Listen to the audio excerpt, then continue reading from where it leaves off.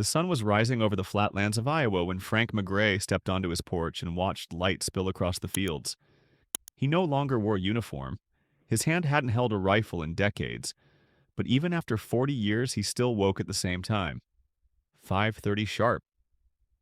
Reflexes like ghosts don't retire. Mrs. Clark, his neighbor, liked to say he looked like a man waiting for an order, even if that order was just breakfast. She wasn't wrong, because one order had never come. The last one.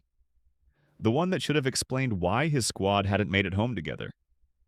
In his living room hung an old photo, 5 young soldiers muddy and grinning by a riverbank. Behind them, a weathered sign read, River of Honor, 1971. Vietnam. That day they had made a promise. If any of them survived, they'd meet again 50 years later, right there at the same river. Not as soldiers, as brothers. Only 2 had made it back. Half a century later, Frank still heard their voices. He remembered every detail on how Sergeant Donovan flicked his cigarette into the water, how the young medic Thompson said he'd become a doctor once the war ended. He remembered the rain that night, the quiet jokes, the smell of gun oil and mud, and he remembered how the river swallowed Donovan when the firefight broke out by the bridge. He had never returned. He had tried to bury the past, but memory doesn't follow orders.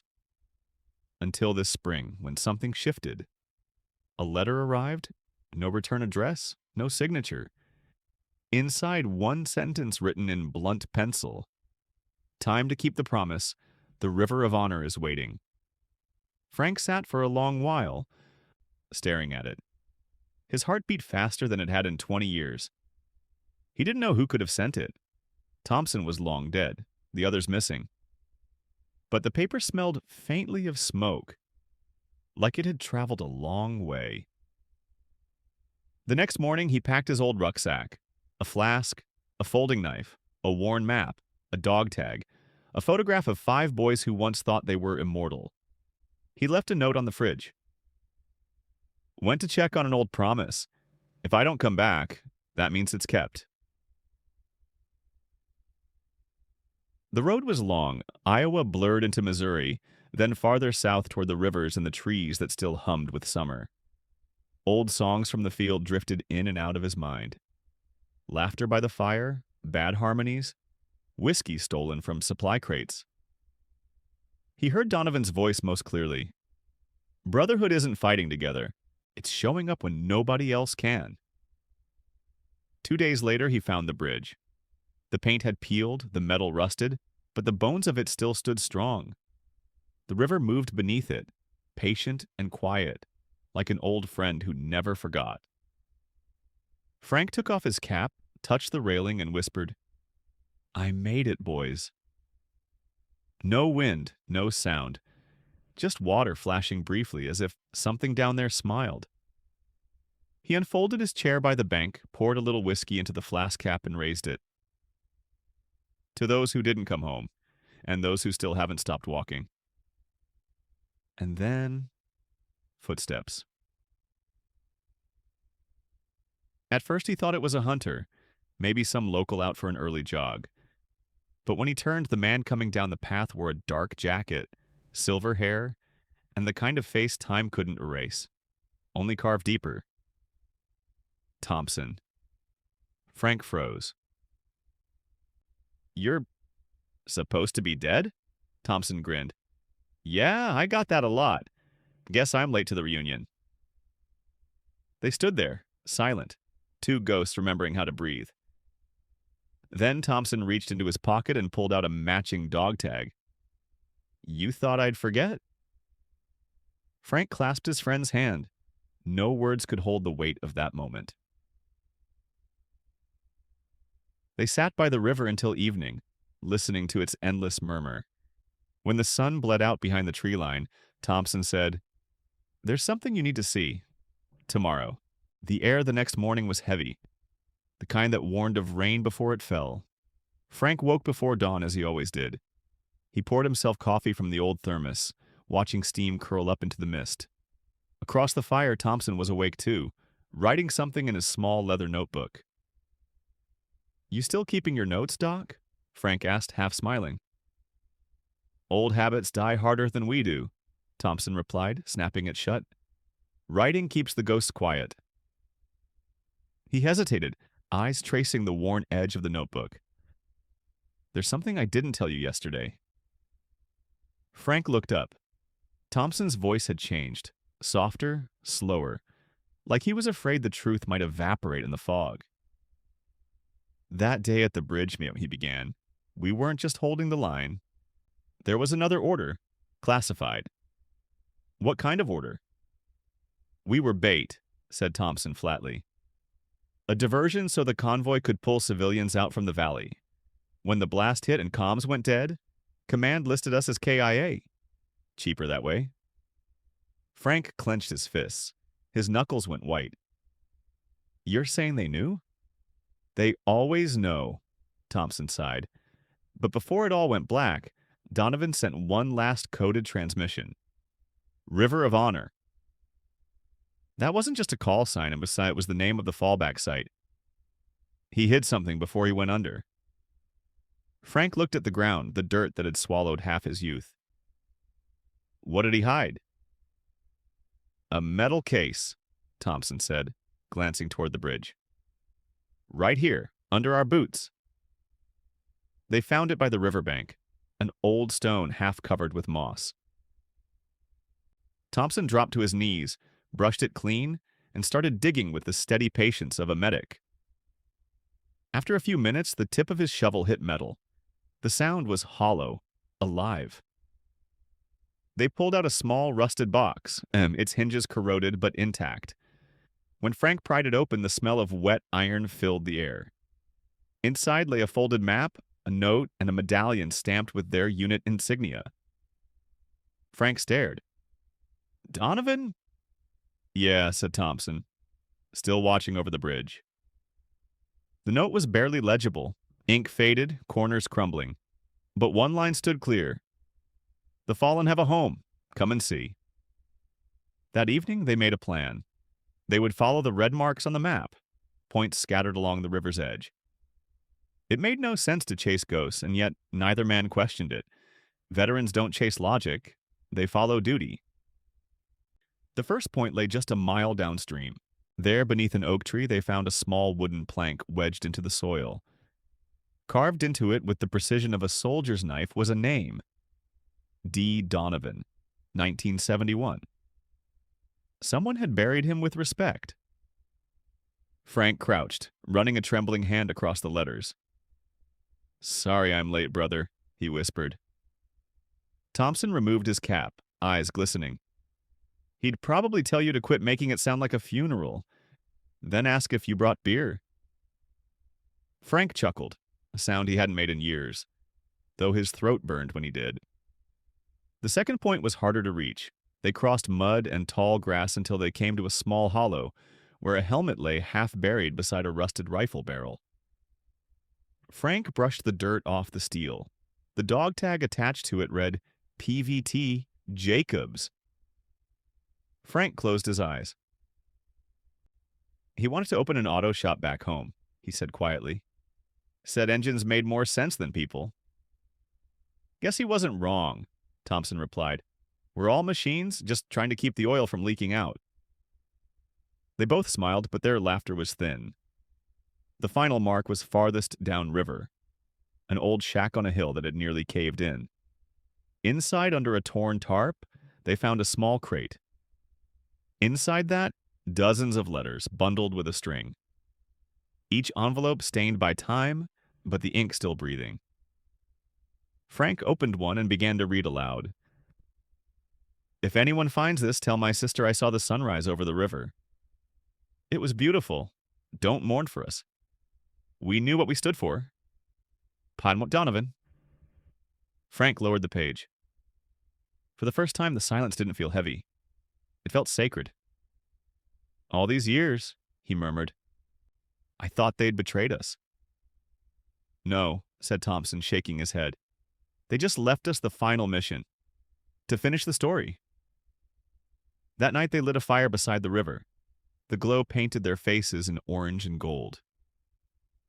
The river flowed calmly beside them, carrying reflections that looked almost like faces, or maybe memories pretending to be light. Thompson unfolded the map again, tracing the red lines with his finger. "There's one last mark left," he said, "right under the bridge." "Then that's where it ends," Frank replied. "But this time, on our terms." As the fire dwindled to embers, Frank looked at his friend. "You sure you want to see how it ends?" "We're not chasing the end," Thompson said with a half smile. "We're closing the circle." They sat in silence until dawn, the kind of silence that soldiers recognize. Not emptiness, but completion. When the first light touched the water, the river shimmered like a living thing.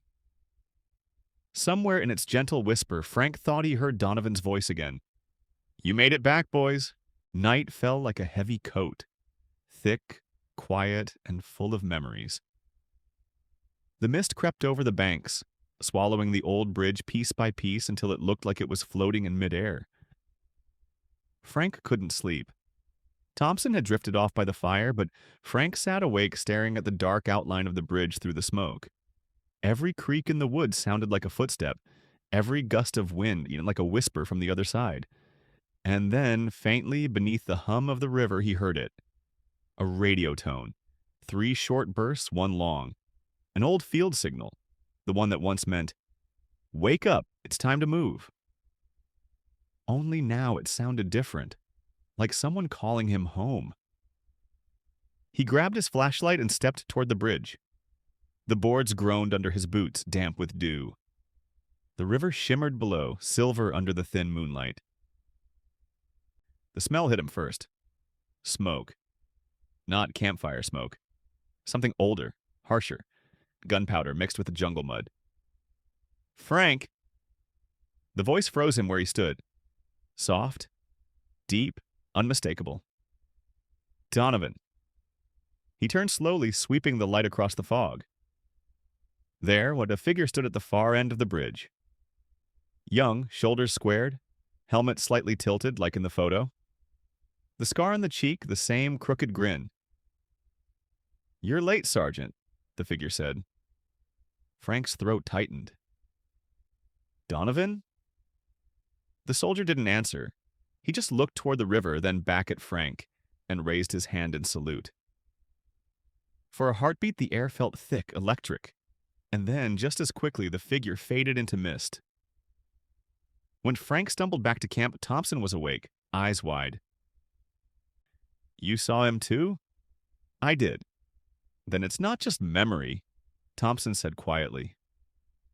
They both turned to the river, its surface smooth and bright like polished metal. Neither spoke for a long time. The next morning, they returned to the bridge together. The fog was still low, curling around the posts like fingers. Frank pulled Donovan's old dog tag from his pocket and set it on the railing. "He used to say the river doesn't take," said Thompson. "It keeps." "Maybe it's been keeping us too," Frank replied. He reached into his pack and pulled out an old field radio. Same model they'd used half a century ago. He turned the knob, the static bursting alive. For a moment, it was just noise. A hiss of ghosts. Then, clear through the crackle, a voice came. 27 Bravo. River secured. Returning home." Frank froze. "It can't be a—" "That's Donovan's call sign," whispered Thompson. The signal repeated, once, twice, and then vanished. Frank switched off the radio. His hands trembled slightly. "You hear that?" he said. "Yeah," replied Thompson. "They're not gone. They're here. In the air, in us, in this river." They sat down on the bridge, letting the wind move around them. The silence was thick but not empty. Somewhere below, the current made the wood hum softly, like a low chord played on an old guitar. By noon, the fog had lifted. And then, as if the morning hadn't been strange enough, Frank noticed someone standing across the river. At first, it looked like a fisherman, but the posture, the stance, it was military. The figure stood still, watching, then raised a hand in salute. Frank stood too, returned the gesture, and in that instant, the wind picked up, scattering leaves and light across the water, and the figure vanished. Ghost? Asked Thompson. No, Frank said. Just someone making sure we showed up. That night, they built another fire near the riverbank. Frank took his notebook, the one he hadn't opened since Vietnam, and started to write. He wrote slowly, each word heavy and deliberate. We didn't come back to find answers. We came back to understand that not all questions need them. War doesn't end where the shooting stops. It ends where you start to forgive. Thompson didn't interrupt. He just stared into the flames, nodding once in a while. When Frank finished, he closed the notebook and tossed a twig into the fire. The flame flared up briefly and bright, alive, and for a moment in the smoke, he thought he saw faces. Not frightening, familiar. Smiling. Later, Thompson tuned the radio again, turning the dial until static filled the air. Then, music. A soft, trembling voice from another time. We'll meet again, don't know where, don't know when. Frank looked at the dark river and whispered, Yeah, we will. For the first time in half a century, he felt peace. He lifted his head toward the mist and said quietly, Thank you, brother. Message received. The fog thickened once more, curling like smoke around the bridge. It didn't feel cold anymore. It felt like home. And somewhere in that fog, Frank could swear he saw Donovan again, walking along the waterline, helmet in hand, calm as the dawn, smiling like someone who'd finally made it across. Morning arrived quietly, as if the sun itself respected the gravity of this place. The river looked like glass, steady, unbroken, reflecting the faded blue of the early sky. Frank and Thompson sat on old folding chairs, wrapped in jackets, nursing coffee that had gone lukewarm. They didn't need words anymore. The silence between them was fluent. Today, Thompson said at last, his voice almost a whisper. Today, Frank echoed. They packed slowly, methodically, two men who'd learned that preparation was a kind of prayer. Thompson slipped his old radio into his rucksack. Frank took the folded map, the medal, and Donovan's tag. They left behind the fire pit wine cold, but still smelling faintly of smoke and peace. As they followed the narrow dirt path to the bridge, light filtered through the trees in soft gold streaks. Birds moved quietly above them as if keeping watch. When they reached the bridge, the boards creaked beneath their boots, and the smell of rust and rain rose up from the steel. Hear that? Thompson asked. Yeah, Frank said. That's what quiet sounds like. They stopped in the middle of the bridge, the spot where everything had once ended and begun. Thompson unfolded the map and pointed. Every mark we found leads right here, he said. Under us. Frank crouched, tracing his fingers along the wood until he found a gap between the planks. A shimmer of metal caught his eye. He took out his knife, pried gently, and felt it hit something solid. Together they worked in silence, the rhythm of scraping, lifting, breathing. Then a dull clink. Thompson hooked a small line beneath it and lifted. Out came a narrow metal cylinder wrapped in a decaying cloth. Frank's chest tightened. He had seen containers like that before, only opened in command tents under orders no one questioned. Ready? Thompson asked. Together, Frank replied. They peeled away the fabric, unscrewed the cap, and pulled out a waterproof pouch. Inside, a neatly folded flag, a small cassette tape, and an envelope stamped in bold ink. For those who lived. Thompson's hands shook slightly as he passed the letter to Frank. Frank opened it carefully, the paper fragile as breath. Boys, if you're reading this, it means the river did its job. They sent us here to hold, not to win, to give others time to run. But this wasn't a loss. It was a trade. We bought their tomorrows with our todays. Take the flag, take the tape. But most of all, take care of each other. Last order, live one another. Donovan. The words hit like a soft explosion. Not pain, but release. Frank turned away, eyes stinging. Thompson swallowed hard. He was still giving orders, he said with a cracked laugh. Yeah, Frank answered. And we're still following them. They set up the radio on the bridge rail, connected the cassette deck, and pressed play. Static. Then the faint hum of distant rain, and then Donovan's voice. This is Sergeant D. Donovan, 27 Bravo. If you can hear this, yeah, that means the river kept its promise. Our mission's done. But our story, that's yours now. Tell them we weren't heroes. Tell them we were human. And if you ever doubt what to do next, pour someone a drink of water. That's how wars truly end. The recording ended with a single breath. And then silence. The kind that fills your bones. Thompson switched off the radio and looked at Frank. He's still leading us, huh? He always will, Frank said softly.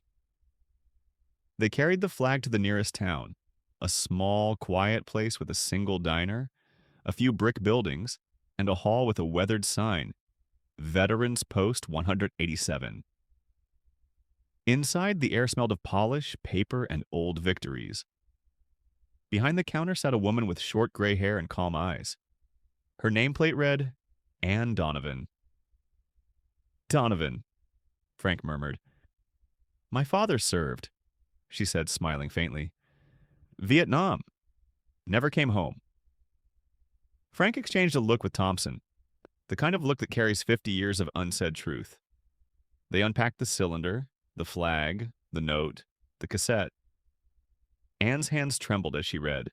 When she reached the last line, she pressed her lips together and whispered, He always said he left something behind. I thought he meant memories. She called in others, veterans, a local guard sergeant, a teacher who ran history club at the school. Frank and Thompson told the story. Not every detail, just enough to make the silence in the room meaningful. When they finished, Anne stood straighter. We'll raise it today, she said. Not as a ceremony, as a homecoming. At 6 that evening, the flag went up. No marching band, no speeches, just quiet people standing shoulder to shoulder. The wind caught the fabric and unfurled it, showing stars that had waited half a century to see daylight again. Anne spoke softly into the microphone. This flag didn't come from a parade. It came from men who stood their ground when everyone else was told to run. It came from silence, from loyalty, from the kind of courage no camera could ever capture. Today, it comes home. No one clapped. They just stood, heads bowed, letting the moment breathe. Frank felt something shift inside him, not closure, but peace. Thompson reached out and squeezed his shoulder. Mission complete, he said quietly. No, Frank replied, smiling through tears. Just continued. Later, inside the hall, people approached one by one, leaving things on the table beside the flag, a photo, a patch, a note, a dog tag. Anne opened a fresh ledger and titled it, The Book of the Living. She handed the pen to Frank. He hesitated, then wrote, 2 men returned, but many more followed. We are not statistics. We are coordinates by which others find their way home. F. McGray. Below it, Thompson added, Last order? Live one another. I accept this command. Anne placed the cassette in a small glass case, the note beside it, the map below. At the bottom of the display, she engraved a line. The River of Honor is not on any map. It runs between those who remember. Weeks later, the 2 men boarded a small bus for a veterans outreach program. They spoke not as soldiers, but as witnesses. At every stop, Kansas, Arkansas, Oklahoma, people came forward, quiet and unsure, carrying stories in their pockets. Sometimes they brought photos, sometimes just names. At one event, a young college student approached Frank after the talk. My grandpa never spoke about Vietnam, he said. He died thinking no one would care. Can I write his name in that book? That's why it exists, Frank replied. The living always get the last word. Another woman placed a small flask on the table. This is from our river, she said. You taught me wars end when we pour someone else a drink. They took it, not as a gift, but as a continuation. Months passed before they returned to the bridge. Autumn had painted the forest gold. The air was cool, crisp, the kind that wakes the soul. Frank carried a small metal plaque. Together they fixed it beneath the railing where the sunlight could just barely touch it. It read, Sir John D. Donovan, 1971. He held. Frank poured a bit of water over the plaque, watching it bead and roll away. Not a memorial, he said. A shift change. Roger that, said Thompson, taking a folded white cloth from his pocket. What's that? Space for new names, Thompson replied. We'll need it. They sat for a while, listening to the river hum beneath them. Not loud, not mournful, just steady. Frank unclipped Donovan's dog tag and fastened it to the rail beside the plaque. This is home, he said softly. Not below, not above. Right here, in between. As they turned to leave, Thompson's radio crackled in his pocket. He frowned, pulled it out, and turned the volume up. Through the static came a voice. Rough, faint, but clear enough to understand. 27 Bravo, mission complete. Out. They both froze, then laughed. The kind of laughter that comes when the impossible feels right. You hear that? Thompson asked. Yeah, Frank said, looking toward the water. And I received it loud and clear. Back in Iowa, Frank still woke at 5:30. But now when he brewed his coffee, he didn't wait for orders. He opened his notebook, a new one this time, and wrote on the first page, Operation River of Honor, Phase 2, Objective, Find, Name, Return. Instructions, pour water, listen. Bring them home. He called Mrs. Clark, his neighbor, and told her he couldn't help with her garden that morning. When she asked why, he said, I've got another assignment. She paused, then said gently, Then you'd better take some water with you. Weeks later, he and Thompson were speaking at a small-town high school. The students, kids barely 18, sat quietly listening. When Frank finished, one boy raised his hand.